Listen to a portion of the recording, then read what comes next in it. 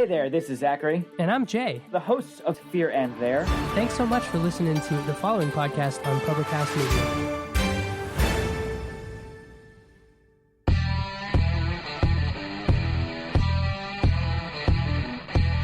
Strike three, you're out.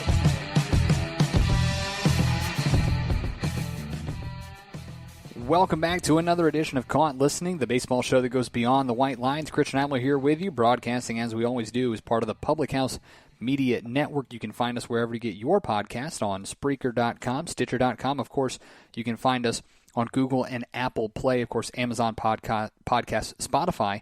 And don't forget to check out Caught Listening on publichousemedia.org, where you can also get some great Caught Listening gear. Find the show on Twitter, Instagram, and Facebook. Just search Caught Listening by Public House Media.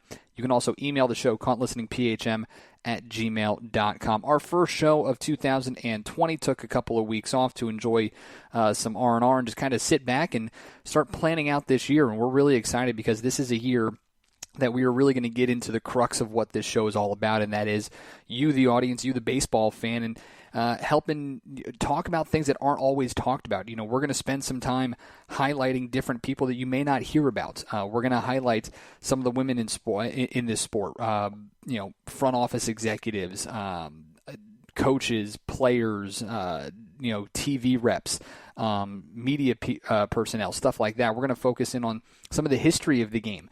I'm really excited. We're working on a whole series about the biggest scandals in the history of baseball, all the way back to before the 1908 Black Sox scandal, and all of that. And we're going to get into more and more about the history of this game, this wonderful, wonderful game. But I want today's show, I want to kind of talk about something that it was kind of briefly discussed early this week, and it was one of those things that hasn't really caught much traction. I saw it a little bit on social media, but it's something that is for the future of this wonderful game, this game that I love so much. And the future of this game is so important to maintain, to grow. And the way you do that, and this is coming from someone who, again, has spent the last decade or so working in a front office of professional sports teams and professional baseball teams, with the focus on drawing attendance and bringing people through the turnstiles, as they say, butts in seats, as is the common nomenclature in the world of really entertainment in general. And the way you do that is by finding different ways to get your fan base involved, to engage with them at the ballpark, at the venue, whatever it might be.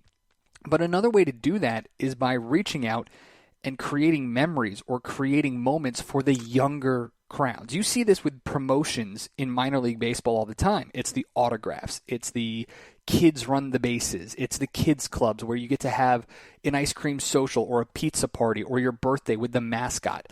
I've worked for organizations where parts of the kids club, you get to have a water balloon fight with the players. And so there are tremendous opportunities for the youth of the game. Catch with dad on the field on Father's Day, or with mom on Mother's Day. Special daddy-daughter dance nights, date nights at the ballpark, stuff like that, to really connect the memories of the game to the younger crowd. But there are other ways to do that too. And I thought that the NFL set a tremendous precedent this past weekend with their wild card weekend. And yes, I am talking about the Nickelodeon broadcast of the New Orleans Saints versus the Chicago Bears, and how baseball needs to learn from this. This was, and I got to watch a chunk of it, mainly because I was interested. I didn't know, there wasn't a lot of fanfare on it. I honestly didn't realize it was happening until I think I was watching some other show on CBS, and all of a sudden it pops up that there's going to be a game on Nickelodeon, and I'm like, okay, I got to see this. I got to check this out. And it was amazing because you incorporated so many classic things about Nickelodeon that millennials, all the way up through into the mid-30s, remember and recognize. Slime cannons, SpongeBob, who's been around for decades. But you also brought in current Nickelodeon stars on the broadcast, not as just like this, token sideline reporter, but you had them actually as part of the broadcast.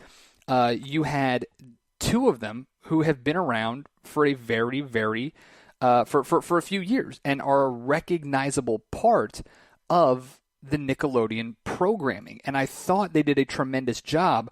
Gabrielle Nevaeh Green and Lex Lumpkin, they're just kind of hanging out and a part of this, actually, but being a part of it, which is incredible and amazing. And I think it's a great way. And I was watching an interview this week with Nate Burleson, who was the color commentator, along with Noah Eagle, the play-by-play guy. And Nate was talking about how it was an opportunity for him to kind of explain the game differently. And they did a tremendous job on this and explaining the nuances, but it was also almost a learning opportunity. The way that they kind of worked together, they were talking about, I believe, it was a suspension or a player who had been suspended earlier in the year, and relating that to grounding, to getting grounded as a kid. And that's amazing, because now what you have is you have voices that not only do the kids recognize from their TV shows, but voices that are educational about the game and are a big part of the game that are talking to the kids in a normal way. Was this broadcast meant for college kids, high school kids? No, it was meant for that, 5 to 13-year-old. And it was amazingly well done. It was entertaining. The slime cannons in the slime zone, which they called the end zone, were great. Viewers loved it. 2 million viewers watched this. It was the highest rated, most viewed show on Nickelodeon in 4 years. The last time Nickelodeon had something like that was 2016. It was incredible for Nickelodeon to have it. It was the most watched game of the entire weekend. Again, Nickelodeon, more than 4 years with over 2 million viewers. And I think Major League Baseball could take a note from this. I'm not saying that this needs to be done constantly. And I don't think the NFL needs to make this a weekly thing. You want to make it a yearly thing? You want to make it, one game during Wild Card Weekend? Great. You want to, even maybe expand it a little bit where it's a game during the regular season too? Go for it. I'm all about it. You're trying to find, and this goes into the world of broadcast media rights as well, you're trying to get more eyes on your product. And if you have the ability, we're seeing it with Amazon Prime, we're seeing it with Yahoo when the games are played over in London for the NFL, why not do it? MLB has this with MLB.com, and you can watch every single game on all the local and regional broadcasts. What I'm saying is, maybe once a month, you take that Fox game of the week, whatever it is, and you pair it with Nickelodeon. You do that. Now, it's going to take some time because, again, Nickelodeon is owned by Viacom, which owns CBS. So it's going to be a little bit difficult there. You're going to have to figure something out. Maybe CBS gets back into it. CBS used to do the game of the week decades ago. So in my opinion, there's got to be something. Why not? Why can't ESPN once a month take their Sunday night baseball broadcast and put it on Disney? Since they're all the same company. Why can't they do that? And why can't they get Disney stars involved in the broadcast? And why can't they have fun little graphics going on? Why can't they have special jerseys or something for just to really capture the eye? Why can't they do that? They're part of baseball is that anyway. Especially the minor league level. If you want to grow the game of baseball, and this has been my number one problem with Major League Baseball, if you want to grow this game, you need to make it marketable to a younger demographic. They do a terrible, terrible job of marketing the product to the younger demographic. And I have said this for years, and I've said this on this program. Marketing the Red Sox Yankees every single week, every single time they play, they're on the national broadcast, is not preserving the game. It's preserving the history of the game, yes, but it is not preserving the actual game. It does nothing to help when you're constantly seeing a Red Sox team that is floundering around like they did in 2020 against a Yankees squad that is so dominant yet not winning championships. What you need to do is market the stars of this game, and I am so happy that Francisco Lindor is in New York because he is a marketable talent that needs to be there. Mike Trout needs to be on national broadcasts for everybody to see and not at 11 o'clock at night on the East Coast. He needs to be available to the younger generation. Mike Trout is one of the most tremendously talented players, maybe, in my opinion, the greatest player to ever pick up a baseball bat. But he's not getting seen and recognized enough. More importantly, Mike Trout is one of the more recognizable faces to the younger crowd, and he embraces that role at home games. He embraces that role on the road. Some of the greatest viral clips that you see of Major League Baseball don't involve the players. They involve the mascot. They involve the fans. They involve player interactions with fans. You can go right now and see there are millions of views of Prince Fielder when he was with the Tigers going into the stands and eating nachos out of some guy's lap that he fell into. It's a viral video. Orbit, the Houston Astros mascot, is notorious for it. Not to mention you've got teams like the San Diego Padres, a quote-unquote small market team, that are leading the charge with the swag and the flair that has drawn so many younger eyes to the NBA and the NFL. If Major League Baseball really wants to preserve the game and they really want to showcase their ability, doing something like Nickelodeon did with the NFL is the way to do it. You get your stars of whatever Disney's top shows are, you put them in the broadcast. And you put him in the broadcast with a player, maybe it's Alex Rodriguez. I think he'd be perfect for that role. And a broadcaster who understands it and can do it at that level. And understand that you're not doing this for your usual baseball fan, who, by the way, is in their 40s. That's not the demographic you want if you're a baseball fan or if you're a baseball executive. I've always had this belief. My target demographic as a front office executive for a baseball team is anybody related to someone under the age of 13. Because you bring them in, they have a great time, they're going to want to come back. And parents have a very hard time saying no to their kids. Grandparents have an even harder time saying no to their kids. But it creates a memory with that young child that they equate to baseball. So what do they do when they get older? They go with their friends. They go with their significant other. Then when they have kids, they take their kids, and the cycle continues. The problem is that Major League Baseball has this marketing plan that tries to bring back the ghosts of Babe Ruth and Ted Williams, when you should be focusing on the future fans. The World Baseball Classic is amazing. The swag and the flair that teams from Puerto Rico, Venezuela, Argentina, Mexico, the flair that they play with the Dominican, that's amazing. Cuba, they're phenomenal. But that only happens once every few years. And it was great that the U.S. won the last one. But collegiate baseball doesn't get as much respect as it should. Minor league baseball doesn't get the national recognition that it should to help grow the game. So Major League Baseball needs to do this. If Rob Manfred really cared about growing the future of this game, he wouldn't be focused on controlling every aspect of it all the way down to the little leagues in the RBI program, which is phenomenal. I'm not discounting that. But what he needs to do is find a better way to market the stars of the game. Fernando Tatis Jr., Mike Trout, Frankie Lindor, Javi Baez, Mookie Betts, Jackie Bradley Jr., Andrew Benintendi, Jose Altuve, Carlos Correa. You need to find ways to do this. And you can't do it by just hoping their teams are good enough to be on national TV or they go to a big market like New York or LA. You can't hope for that. You got to find some other way to do this. And here's the thing. If you weren't that excited about it, if you didn't think that it was great to watch the NFL on Nickelodeon this past weekend, what did every single sports talk show talk about on Monday? The NFL on Nickelodeon.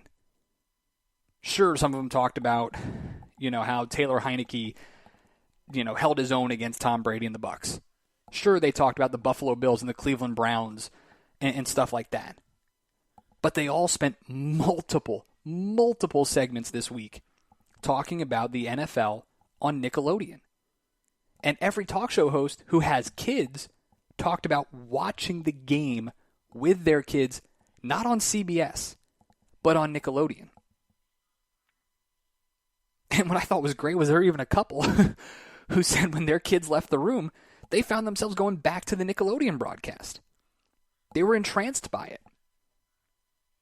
If Major League Baseball really wants to grow this game, they need to connect to the younger generation of baseball fans. And the NFL found a completely different way to do it. Look, the NBA is fast-paced. The NBA has superstars that are social advocates, that are active on social media. And the NBA embraces it and encourages it from their superstars. The NFL, not as much, but more so than Major League Baseball. And Major League Baseball needs to figure out how to do that. They need to find ways, and I'm not talking, Players Weekend is awesome. I love Players Weekend. You get guys putting their own nicknames on the back of their jerseys. You get different styles. I love the cleats that get auctioned off. I think that's all phenomenal. But what Major League Baseball has been, and the way I've looked at it, which it does bother me as a fan sometimes, Major League Baseball almost thinks of itself as above that, which it's not. Because minor league baseball embraces it. Minor league baseball is, for major leagues purposes, developmental product. It's grooming players to become superstars in the major leagues. The way front office executives think of it, it's entertainment. That's the number one thing. That's the biggest key. It's entertainment. It is a product. It is going to an amusement park, a movie theater, and a sporting event all at the same time. And Major League Baseball needs to embrace that not only in the ballparks, but on the television screen. I think it would be too simple and too easy for Major League Baseball to do it. And seeing the numbers from the NFL this past weekend, 33 million total viewers, more than 2 million of them watching Nickelodeon alone. And let's be real here. They're not watching because it was a good game. They're not watching because they were compelled by Mitchell Trubisky and the Chicago Bears going up against Drew Brees and the Saints. No. They were watching because they wanted to see something different. And it worked. The thing we need to be most conscious of, though, is that too much of a good thing is not always a good thing. This doesn't need to be every single week. This doesn't need to be a complete brand new platform for Major League Baseball. They don't need to go to Disney and say, hey, let's put an entire season on Disney Plus. But what they could do is go, and why not start it off with that first Red Sox-Yankees game that's going to be on Sunday Night Baseball. But don't put it on Sunday night. Put it on at 4 o'clock in the afternoon on Disney Plus or on Disney Channel. Why not? Why not go and do that? Guy hits a home run and it's slime cannons all over the place. Why not do that? Why not have, and I don't know the new Disney shows that are there, but why not have stars of the big hit Disney shows? Why not have them on there? And why not have a broadcast team that is relatable? Why not do it? Give it a shot. What does Major League Baseball have to lose? The demographic for Major League Baseball fans has been skewing older and older for the last 2 decades. And it's not because it's slow. It's not because it's boring. It's because it's poorly marketed. It's because the guys with all the swag, the guys with all the flair, get talked about in negative terms. We talk about Fernando Tatis swinging at 3-0 or bat flipping instead of talking about how you've got one of the more dynamic players this game has seen in 15 years, and he's playing with reckless abandon. He's playing for fun. You've got Mike Trout, a guy who just goes about his business and is putting up numbers that would make Joe DiMaggio, Mickey Mantle, Babe Ruth, and Ted Williams jealous. And then you've got pitchers like Jacob deGrom and Noah Syndergaard with their hair and their flair, and Max Scherzer. Maybe you don't want Scherzer with what he does on the mound. But you've got those guys with a little bit of something worth marketing. Why not market it more? What, just because they may not have the best record? Just because they may not have the most star power? Trevor Bauer is the most marketable player in Major League Baseball this offseason, not just because he's the reigning Cy Young winner, not just because he's a pretty damn good pitcher, but because of how active he is on social media. Because of how much he embraces what the younger fans of this game embrace. Social media, sabermetrics. He's got his own media company, for crying out loud. Put that guy on a Disney or a Nickelodeon style broadcast, whether he's pitching or whether he's in the dugout with a headset on, and watch how your viewership goes up, and watch how many people become fans of whatever team Trevor signs with this offseason. That's the key for Major League Baseball. That's what they need to be focusing in on, is new ways to get their fans involved, and the NFL may have figured it out for them, which is great.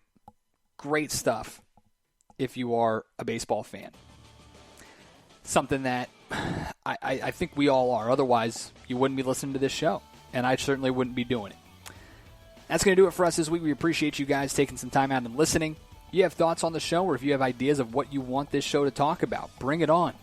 Anything and everything, from Hall of Fame resumes to the intricacies of minor league baseball to whatever you want to talk about. If it's related to baseball, we're going to talk about it here. You can find us on social media. Just search Caught Listening by Public House Media on Twitter, Instagram, and Facebook. Email the show, caughtlisteningphm@gmail.com. Don't forget to subscribe, rate, review wherever you get your podcast, Apple and Google Play, Amazon Podcasts, Spotify, Spreaker, and Stitcher.com, and, of course, publichousemedia.org. Next week, we're going to talk with a couple of Hall of Fame voters about what goes into their decisions when they decide to put someone in Cooperstown. Till then, I'm Christian Heimall, and you have been Caught Listening.